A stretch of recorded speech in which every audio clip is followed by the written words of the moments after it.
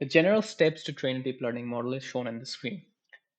The first step, as you can see, is to load the data. Before training the model, I assume that you have a balanced and clean data set, which will be used to train the model on. We can use pandas, we can use other libraries to load the data. Next step would be to pre-process the data. That is to see that all of the data are of the same shape and size. If the data is images, all of the pixels need to be normalized, standardized, etc. So those transforms are put into the pre-processing part. After the pre-processing has been done and the datasets are ready, we need to build the architecture of the model. After the architecture of the model has been created, next step would be to train the model on the data.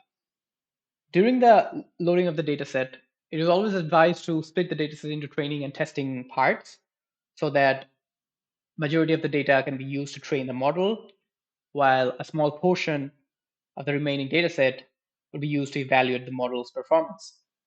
If the evaluation of the model is not as satisfactory, we can go to again step number 3 to change some hyperparameters of the model and retrain the model on the same data or edit the dataset entirely.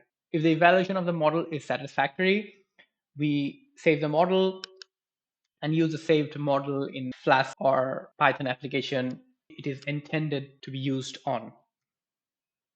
That's it.